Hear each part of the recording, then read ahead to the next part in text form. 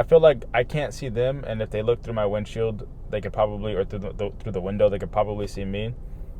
I don't know why. I kind of like the presence of other people, and it's kind of an interesting thing to say because, as of late, I've sort of realized that through the years, and it's something that I'm currently working on now, is not to be such a closed off person. And it's one of the things that I realized that, for whatever reason, um, I'm still kind of uncovering why it was happening in the first place. But yeah, I'm very closed off. I don't really entertain conversations. I don't really say that, like, I don't really speak all that much, which is interesting because, like, I can come out here and record these videos and just yap and yap and yap. I have multiple, almost 30 videos uploaded at this point of just me yapping. And you would think, like, oh, you would think that I'm probably a very social person, that I have so much to say, that I talk a lot, that, you know, I talk to everybody or something like that. But I'm very closed off. Like, I don't really talk to people all that much. Not even to, like, for instance, I don't really even say all that much to my coworkers. And it's not to say that, like, I despised them and that's why I was closed off or anything like that. I think they're all really cool, great people. It's just for a while I didn't really know what to say, and at the same time I didn't really have the will or the desire to really want to communicate with people, I guess, other than the people that are in my circle. But now I'm in a space where I've kind of excuse me, I've kind of found myself in a space where I'm like, you know what? There's love in me to give, and there were specific people that I wanted to give the love to, but I couldn't. And it's not that I couldn't because I couldn't. It's because the people themselves couldn't receive them. And it's like I was sort of aware of that, but I would still trip myself over it because I'm like, well, I have love to give, and I guess because I think this could potentially go somewhere with this person, or whichever person it was during that particular time, it's like, well, I want to give it to them. But then I, like, even though I wouldn't say I knew that they weren't ready to receive that from me, or maybe not even that, it's not that they're not ready, but it's particularly for me, it's like maybe it's just not meant to be. And because of that, I just kind of found myself, like, trying to give it, noticing that my efforts or me trying to give it wasn't landing, and then I would end up, like, heartbroken. And it's like, yeah, it makes sense that I would end up heartbroken, and it would make sense that I end up feeling such a heavy emotion, heavy weight on me, because I mean, all the weight that I've tried pushing forward now basically spins back and then falls on me, and it's just like, wow, I feel the weight of everything I do. You know what I'm saying? Like, everything is keeping count of anything that we put out into the world. Our body keeps the count, our mind keeps the count, our spirit keeps the count, our soul keeps the count. Like, and on all levels, it's all accounted for. It's all accounted for. That's why when you are feeling a heartbreak and you're feeling it so heavy, it's because everything that you've put out there now comes back to basically kind of bite you in the ass. But it's not really as a punishment. It's really just, I guess that's one of the laws of the universe, I suppose. What you put out comes back to you. And now that I'm in a spot where I'm, like, understanding, I'm like, okay, I've become really aware that when I've tried to be the one pushing the ball forward, where there really isn't anywhere to go forward with the other person, what I've realized is I'm in a space now where I'm like, oh, you know what? Even though things are kind of nice with this person, at least in my eyes, I don't know how they're perceiving it. I kind of do, because I'm kind of understanding where they're at. And you can understand where someone is at if you can read the cues, if you can read in between the lines, if you can get out of your own way and sort of get the perspective outside of your own way. There's always more to there that you can uncover, right? So for example, there's this one girl that I went to go watch a movie with a few days ago, like last weekend or something like that. We saw Superman, right? And in the days leading to us hanging out to go see Superman, she was, like, engaging with me back and forth. But, I was kind of pushing for something, like, in terms of just like, oh, like, let's go out, like, I didn't say these words exactly, but in my head I'm thinking, we had such a good time back in March. I know that you were going through like a heartbreak. um I would like to try and see, like, if you're down. Again, this is not how I worded it, but this is how I'm processing it. I'm like, I know that you were going through this heartbreak back in March, and that was really tough for you. You tried, but it didn't work out during that time. Maybe if enough time has passed, or if enough healing has passed, maybe we can go out and see the Superman movie and see where that goes. But essentially what I'm seeing is that although we did go out and have what I thought was a pretty decent time, what led after that was kind of like we would still engage, but we would engage with like few words. Like, it was kind of like nothing. And I'm just like, oh, okay. I mean, if this person were to be on a kind of more open, how do I word this? If this person was at a spot where they're more open to be able to explore, or more open to be able to receive love, they would be sort of saying things or doing things as a person who is ready to receive. But this person, the way that they kind of communicate, it's not really like they're fully committed to the exploration or to the openness of being able to receive love again. And it's not like they're thinking or trying to exactly do that. It's just kind of like where they are at their journey. So could something change? Maybe. But should I be hoping on that and holding on to that hope and overreaching or over inviting or overextending my efforts? No, it doesn't mean that. Like, I've read the energy, I've read the room, and I'm like, oh yeah, although she did say that respectfully she is over, like, she said respect, like, no, I asked her if the heartbreak still had her in a chokehold, like the one that she was still getting over, and she was like, no chokehold, respectfully, I've moved on, or something like that. But, it could just be that she doesn't really vibe with me. But if you knew what I knew, in terms of like how comfortable like she was getting in terms of like putting her legs over my legs, just cuddling up and stuff like that at the movies. I mean, things can mean various different things. I'm not saying that I have like the perfect understanding, like, and sometimes things aren't so obvious, and sometimes they are very obvious. I by no means I'm saying this is what she was doing, this, and like, I'm not saying that at all. What I'm really trying to say is I've read the room, I've read the energy, and I sort of know what it looks like now when someone is open and sort of willing to receive love or to reciprocate love, to give love. I kind of know what that looks like. So by reading this energy that doesn't look like that, I'm like, oh yeah, it could be that she's maybe not fully over the heartbreak, but is trying to be.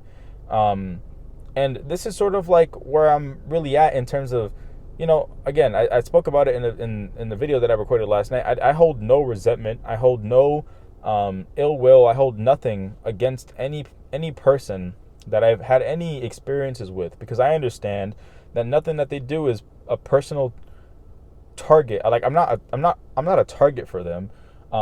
It could be that this person really does wish for love in their life, but they're at a point where they're like not really ready, and they haven't done the inner work. They haven't done the inner work to really get to themselves. And it's not to say that they're choosing not to do it. It's not to say that, like, in terms of not doing the inner work, it's like eventually they are going to get to the point where the inner work has already happened, but they're not at that point yet. That point has not reached. So if you're aware of that, it's like, okay, although I myself am feeling the weight of just wishing that could be the case where she is ready to receive and she is ready to be open and all that, it's like, I'm not going to hold out the hope on that, because I don't fully understand the time frame that the universe is going to unravel for her. Okay? So it's like, although, and this is why I wanted to come out here and record this video, I wrote something in my notes app, where I was like, redirect the love inward and give it to those who are ready to receive it. And honestly, that may sound like I'm saying, oh, for the ones that are ready to receive it, it may sound like I'm talking about the one that I'm going to be with for the rest of my life, the woman that I'm going to marry. That's not what I mean. What I mean is give it to the ones that are ready to receive it at any level. And the reason why I brought up my coworkers earlier in this video is because I'm now understanding today. I'm like, wow, I don't really open up myself up to coworkers, but it's not because I didn't want to. It's because I was at a place where I couldn't really redirect the love inward, and I couldn't really redirect the love towards anybody else because I was kind of stuck at trying to redirect the love towards someone who wasn't ready to receive. And now that I'm at a place where I'm really protecting that love and not letting it go to someone who's not ready to receive it, I'm redirecting the love inward. I'm coming out here and doing things like recording these videos, hitting up the mountain to go walk, walking around the neighborhood, going to the gym, reading my mangas, journaling, video journals, cherishing time with my family. Like, genuinely, the things that are true to me, that's how I'm redirecting the love inward. And then I'm redirecting the love to those that can receive. Like, even in the subtlest ways, it doesn't have to be such a big thing in terms of redirecting love. It could just literally be, I overhear something that my coworker says, and I'm like, oh, I know something about that. And then we just are literally just having fun, like having a simple conversation. It doesn't need to be this grand thing. But I'm realizing, when I'm in this space of redirecting the love inward and then realizing who I can share that love with, even in the subtlest ways, life is beautiful. Life is beautiful. It's kind of shocking, kind of surprising. I turned 24 in August, and it's like in a few weeks, 3-4 weeks, I turned 24. And it's not to say like, wow, I'm 24 and I'm just realizing this. I would never say that. But it's sort of like, don't have judgment over the timeline that's unfolding for you. The timeline that's unfolding for you, as it is for me, that is divine timing at all levels. I feel like it could be that I'm saying that out of comfort. It could be that I'm saying that out of like, don't be harsh on yourself. But then again, it's like also like, our life is unfolding in a way where we have limited control over what happens around us in our environment.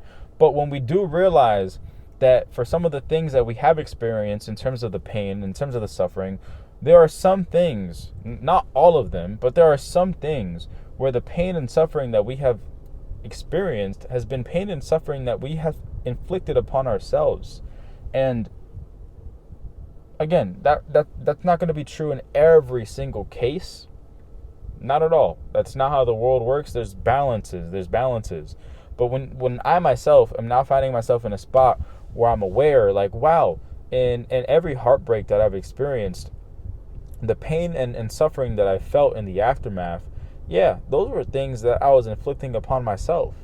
And I imagine that to be the case in almost any, I wouldn't say, I'm not saying every, but in almost every, maybe almost all, or maybe not all of them, but just like there's a balance, like I said, in some cases, the heartbreaks that I myself am experiencing, that someone else may be experiencing, those heartbreaks are really stemming from, potentially not, like I said, not all of them, but those heartbreaks may be stemming from things that we have inflicted upon ourselves. And when we become aware of that, what you can then try to become aware of is redirecting the love inward. Do the things that you wanted to do with that person, or you can handle this in various different ways. There's a bunch of different ways that you can handle it. Whichever way feels truest to you in terms of redirecting that love to you, go and practice that. Go and try that. Because I'm telling you, now that I'm in a space where I'm redirecting that love towards me, I'm also giving little pieces of love to everybody in the subtlest ways, in conversations, in presence, and just being around, trying to help, just doing things like that. That is really what's been kind of unfolding for me lately, and just this past day alone. I'm by no means have become, I'm not saying that I've been doing this for a while. I've been doing this every day or something like that. This is literally just something I realized today. I'm just like, whoa, yeah. When I'm in a space where I feel like I have love, but I have no one to give it to, let me give it to myself. And as a result of me giving it to myself, immediately I notice, whoa, I give love to myself, and I give it to other people that can receive it. Isn't that kind of interesting? I love myself and I love other people. Like, you would think I'm giving love to myself, I'm being selfish or something like that. No. In the journey of giving love to myself, just today alone, I've noticed, whoa, I'm able to communicate to my coworkers on some just any mundane kind of topic. Like, okay. Like, and it wasn't just one person, it was various different people. I can actually come out here and talk and laugh and smile and say something, partake in engaging with other people. Like, that was so interesting to me because I was like, whoa, this is interesting. Like, I'm fighting the urges of reaching out to somebody who I know is not ready to receive love like that. Maybe from me, maybe from other people. I'm not quite sure. It could just be me. But at the same time, it's just like, okay, yeah, let me fight the urge of saying this to somebody who I know. It's not to say that they don't deserve it. They deserve love too. But clearly it's not going to be from me, at least at this moment. And it could be like that forever. It could be like that for the rest of our lives. Maybe that person and I are not meant to be together. Although we have had great experiences, it could be that way. It could be that we can be together. But this is what I'm trying to get to in terms of saying potentially. The reason why I'm trying to get away from holding onto hope is because I realize that it's not something that is happening right at this moment. So why complicate and why cloud myself? Why cloud myself with the potential of something that at this moment is not quite happening? It's not quite happening. It's still in the process of unfolding. It could potentially go somewhere, but do I know that for certain? I don't. It's a very uncertain thing. And now that I'm in a space where I can be able to redirect the love inward and then redirect the love to those outwards, the possibilities are truly, truly just as uncertain as what I was just talking about a few minutes ago. The possibilities are endless. And they're both kind of like on the different side of the spectrum. One is like, okay, that's kind of a little dark. I wouldn't say dark, but it doesn't look too pretty. It's pretty. It's beautiful because life is beautiful and pretty. It's still a little like, it's kind of like on the opposite side of the spectrum though. And then on the side of like where I can redirect the love inward and then give it to people that are just near me in the subtlest ways, that is even more beautiful because it's just like, whoa. Like, I'm telling you, when you feel that, as I felt it today, it just kind of put me in a much lighter mood. And I can't help but just realize that there is so much love. There's so much love. There's an abundance of love.